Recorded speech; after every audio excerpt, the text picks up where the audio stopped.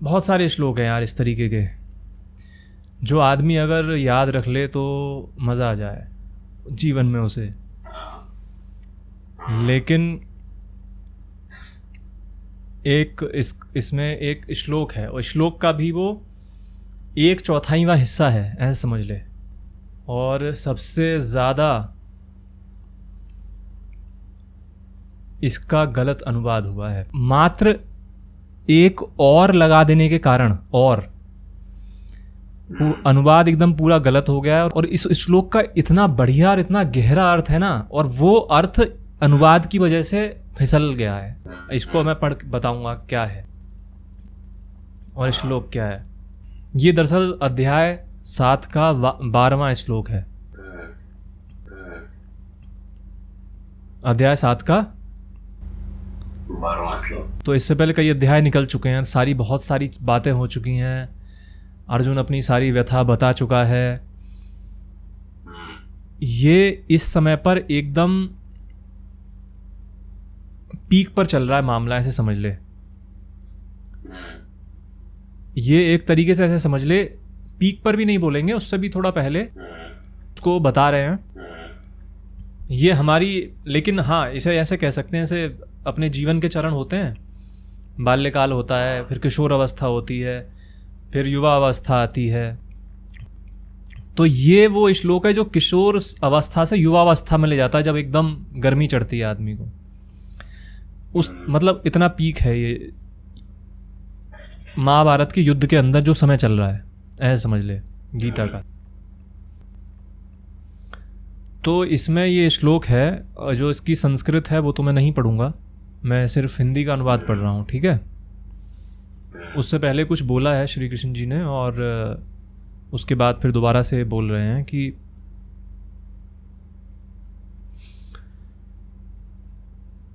और भी जो सत्व गुण से उत्पन्न होने वाले भाव हैं, और जो रजोगुण से तथा तमोगुण से उत्पन्न होने वाले भाव हैं। पहले एक बार पढ़ देता हूँ पूरा, फिर दोबारा पढ़ूंगा। उन सबको तू मुझसे ही होने वाला है ऐसा जान, परंतु वास्तव में उनमें मैं और वे मुझ में नहीं है। ये इसका ऐसा अनुवाद लिखा हुआ है। एक बार दोबारा से पढ़ता हूँ मैं। और भी जो सत्वगुण से उत्पन्न होने वाले भाव हैं, और जो रजोगुण से तथा तमोगुण से होने वाले भाव हैं, उन सबको तू मुझसे ही होने वाले हैं ऐसा जान। ये सारी चीज़ें मुझसे ही होने वाली हैं, परंतु वास्तव में उनमें मैं और वे मुझ में नहीं है। तो इसका पहला हाफ लेते हैं, जब वो बोल रहे हैं परंतु वास्तव में उनमें मैं और वे मुझ में नहीं है, उससे पहले का लेते हैं। तो मतलब कुल मिलाकर श्री कृष्ण जी ये बोल रहे हैं इसमें कि भाई सुनो अर्जुन, ऐसा नहीं है कि दुर्योधन जो है वो जो इस समय कर रहा है वो चीज़ नहीं है जो मुझसे ही आ रही है। उसकी वो जो बुद्धि है, जो वो चल रही है, उसके पीछे जो उसको शक्ति दे रही है चीज़, वो भी मैं ही हूँ। और तेरे अंदर जो अभी उठ रहा है, उसके पीछे जो शक्ति दे रहा है वो भी मैं ही हूँ।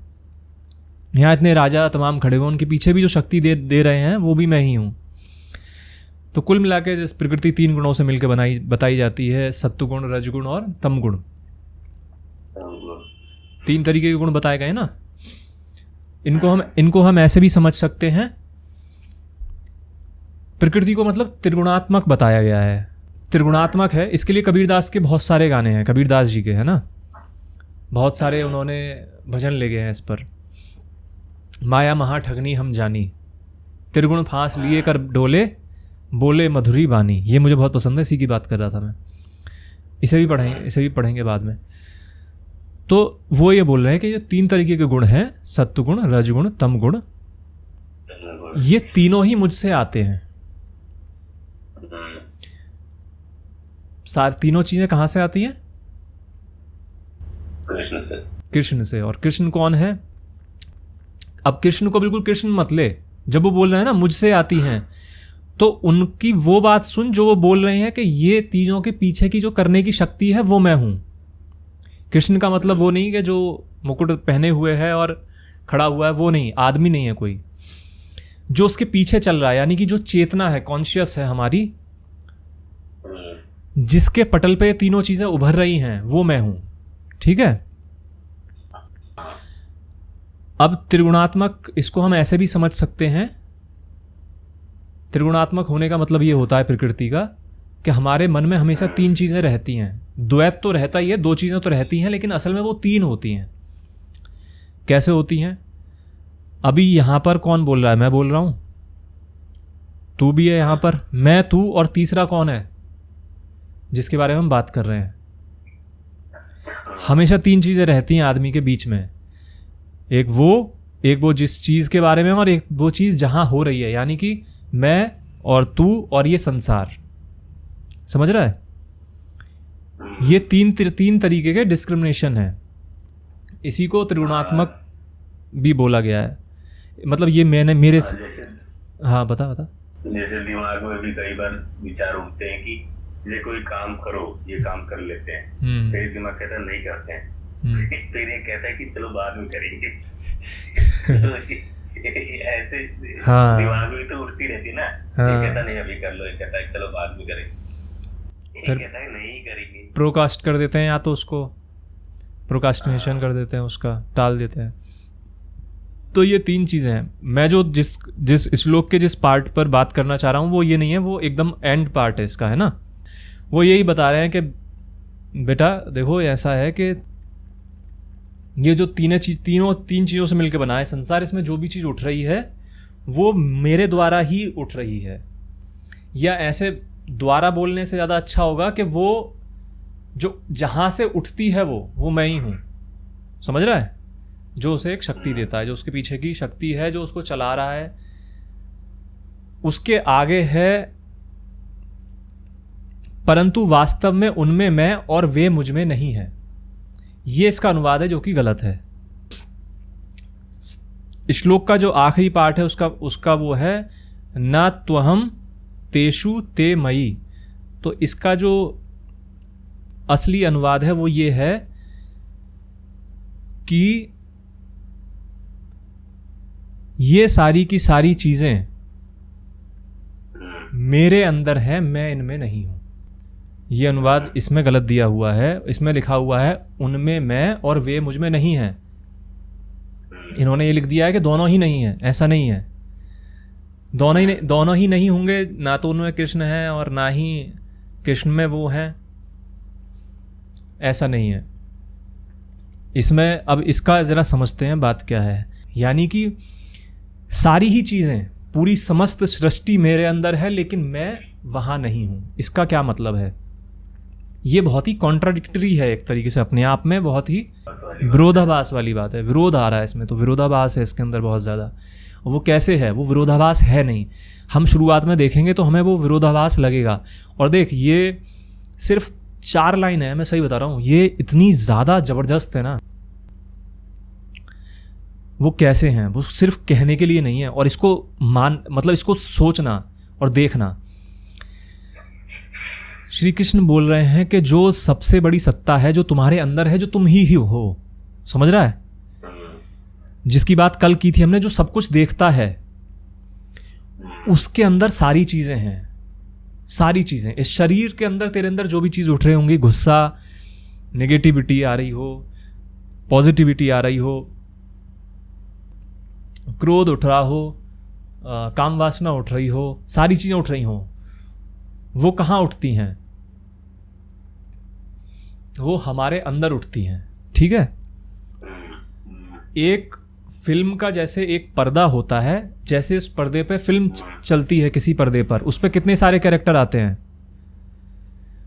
बहुत सारे कैरेक्टर आते हैं, बहुत सारे कैरेक्टर, सीन बदलते रहते हैं लगातार। लेकिन जितने भी कैरेक्टर हैं उसके पीछे क्या रहता है? पर्दा रहता है।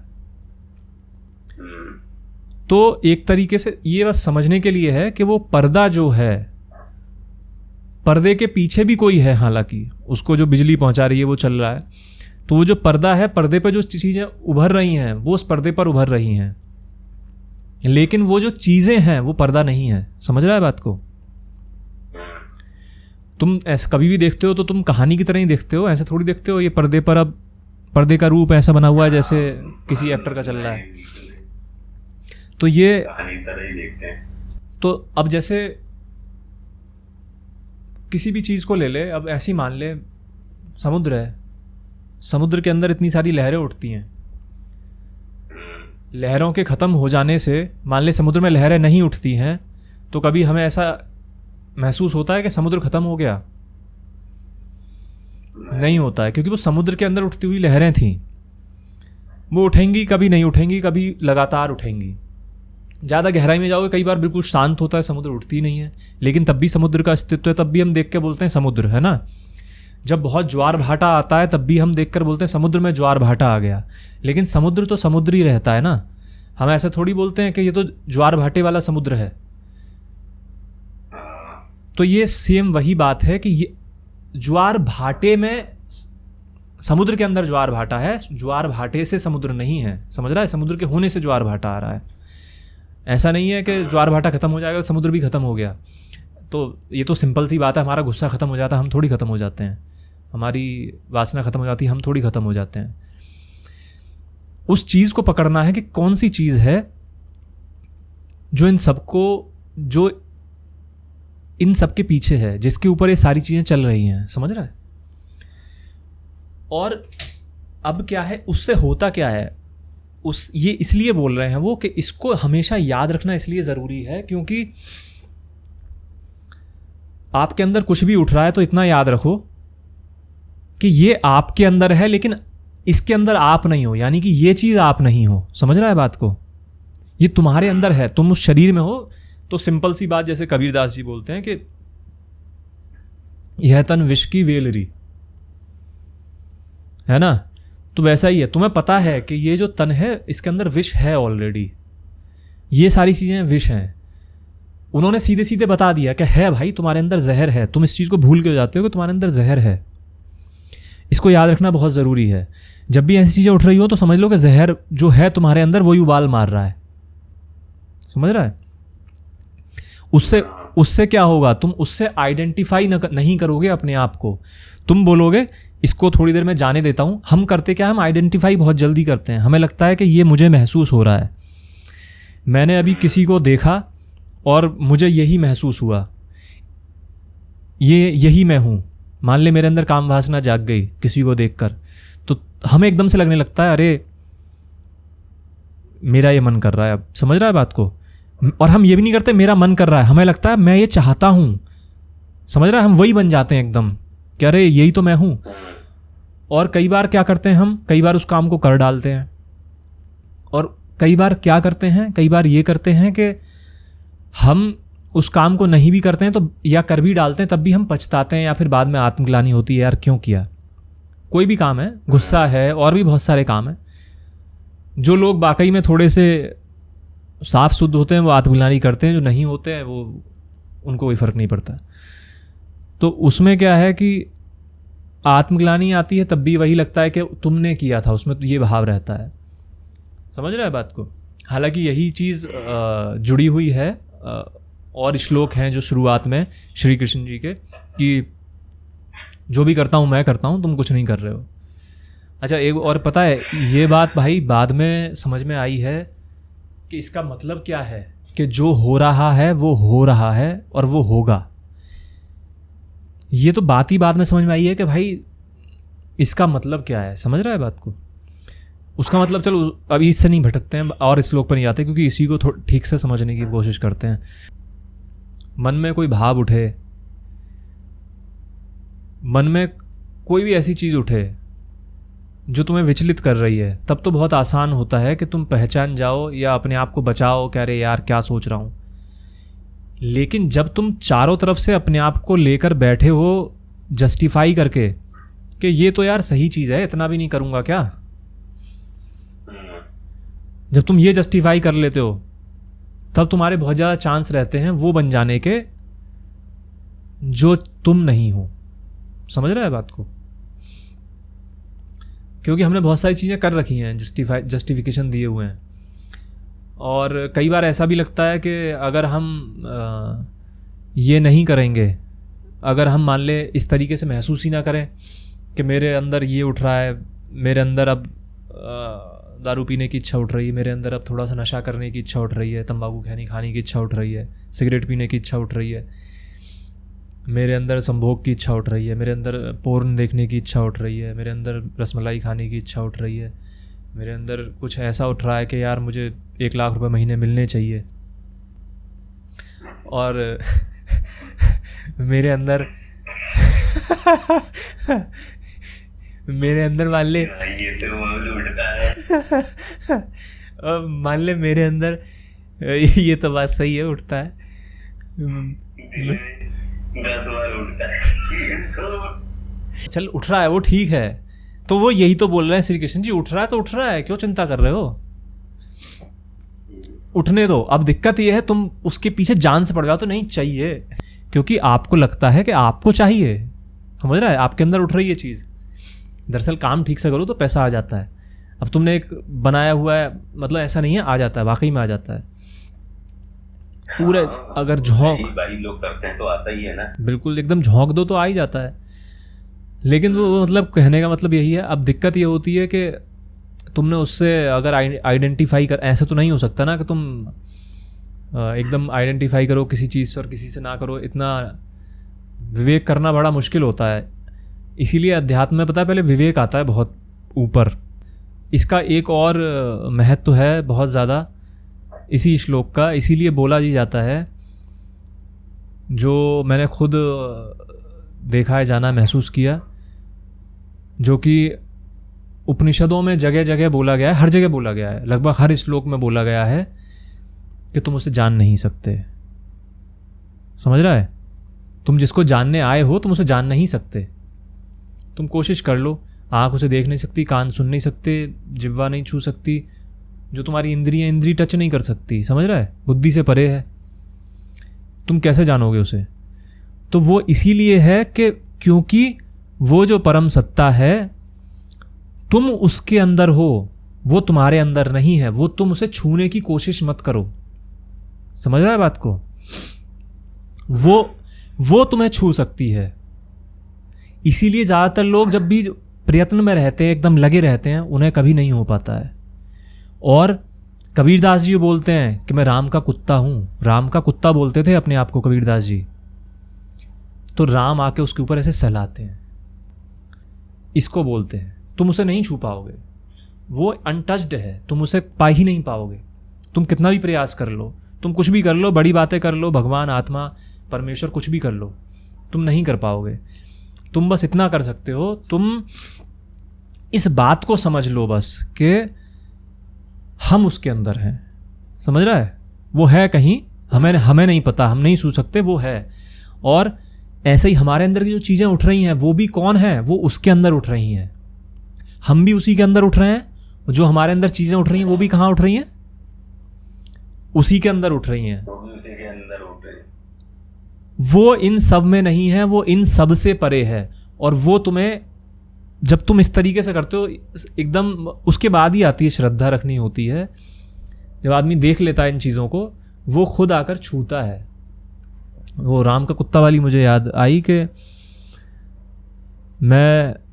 वो मुझे याद नहीं आ रही है, उसकी गुरबानी भी है इसमें। हम कूकर तेरे दरबार, सुनना तू इसको, हम कूकर तेरे दरबार आए हैं, गुरबानी है, बहुत अच्छी है। हम कूकर तेरे दरबार, हम तेरे दरबार के कुत्ते हैं। तो वही बात उन्होंने बोली है। फिर वो जब कुत्ते होते तो भाई उसका ध्यान वो रखता है, वो टच कराता है और तुम्हें दिखाता है कि बेटा कुत्ते नहीं, तुम तो वही हो भाई, मैं भी वही हूँ, तुम भी वही हो जो यहाँ आ गया। बस ये बात है, अलग अलग रूप हैं। चींटियों के छत्ते लगे हुए मेरे रूम में, इतनी चींटियाँ हो रही हैं इस समय, मतलब बारिश की वजह से निकल रही होंगी। हाँ, बारिश की वजह से निकल रही होंगी। तो मैं देख रहा था वाकई में हर चीज़ यार, मतलब सेम ऐसे समझ ले कि एक जब बारिश होती है, बहुत तगड़ी बारिश हुई हो, गांव में कभी देखा होगा तूने, हमारे घर के बाहर बर्तन भी रह जाते हैं, घेर पे बहुत सारी चीज़ें पड़ी रहती हैं, जंगल रहता है। जब बारिश थमने के बाद हम जाते हैं तो हमें पानी भरा हुआ मिलता है, गड्ढों में, छोटे बड़े गड्ढों में, तालाब में पानी भरा रहता है, छोटे बड़े गड्ढों में पानी भरा रहता है, बाल्टी रखी होती है, बाल्टी में पानी भरा होता है, कटोरी कटोरी में पानी भरा होता है ना। इवन चम्मच पड़ी हो तो चम्मच में पानी रहता है, बल्कि लकड़ी के ऊपर भी पानी की बूंद रहती है। पानी कितनी जगह, कितनी ज़्यादा आकार में अलग अलग जगह होता है ना। तो वो एक तरीके से तू समझ ले कि वो चेतना है जो बरसी है, ऊपर से नीचे आई हमारी तरह ही, और उसे जो जो सामने मिला उस आकार में वो बदल गई। बाल्टी में बाल्टी के आकार की, तालाब में तालाब के आकार की, तालाब जो बड़ी जितनी, चम्मच में चम्मच बराबर। तो ये जो जितने भी शरीर हैं इस दुनिया में, इस ब्रह्मांड में, जो भी सारी चीज़ें हैं, उन सब के अंदर एक चेतना है। बस उनका शरीर होना, उनका वो पदार्थ होना। इसीलिए इंसान का शरीर जन्म सबसे ज़्यादा क्यों माना जाता है, क्योंकि ये शरीर ही ऐसा बनाया है, ऐसा बना हुआ है, क्योंकि ये इसकी चेतना अपने लेवल पर सबसे उच्चतम स्तर पर पहुंच सकती है। बाकी चींटी है, ये है तत्व, उसके अंदर भी वही है, तत्व तुम्हारे अंदर भी वही है, बस आकार और पदार्थ का अंतर है। वो अलग पदार्थ से मिलकर बनी है, उसका आकार अलग है, लेकिन गलती से वो उस जगह पहुंच गई है। गलती कुछ नहीं है, ये बस क्रिया है जो घट रही है, और वो भी किस लिए घट रही है वो भी बताया जाता है बाद में। श्री कृष्ण ने जो बोला वही याद रख कि तुम्हारे अंदर है ये चीज़, तुम उसके अंदर नहीं हो। समझ रहा है? यहीं से सारी शक्ति आती है भाई। ये जो ग्रंथ है ना, ये छोटी मोटी चीज़ नहीं है भाई, बहुत बड़ी चीज़ है। जिस दिन समझ में तो तब भी आ भी जाए तब भी कुछ नहीं है। जिस दिन वो उस चीज़ को, आप, वही वाली बात है कि जब लगे रहते हो, कुछ करते रहते हो, जब वो चीज़ तुम्हें छू लेती है तो तुम उस चीज़ को देखते हो कि ये कितनी बड़ी चीज़ है, सबसे बड़ी शक्ति है, क्योंकि वो आपके असली स्वरूप को दिखा देती है। और आप फिर वो नहीं करते, चिंता परवाह नहीं करते, धीरे धीरे करते रहते हो काम। तुम्हें पता है क्या होना है तुम्हारा, और तुम्हें जब नहीं भी पता, और तुम परवाह भी करना छोड़ दे तो क्या होना है क्या नहीं होना है।